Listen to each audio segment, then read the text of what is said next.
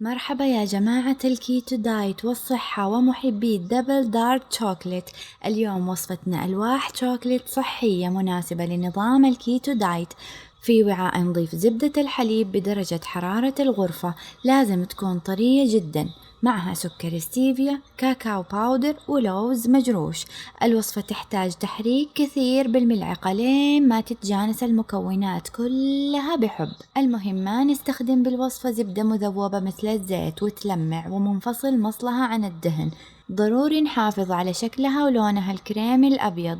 بعد التقليب المستمر وتجانس المكونات كلها ببعض، نصب الخليط في قوالب ألواح الشوكليت أو في صينية ونخليها بسمك رقيق مشابه لألواح الشوكليت الجاهزة، أو حتى ممكن نشكلها بأي شكل نحبه عادي. بعدها نتركها بالثلاجة أو الفريزر. أنا أفضل الفريزر لأن زبدة الحليب تذوب بسرعة عكس زبدة الكاكاو.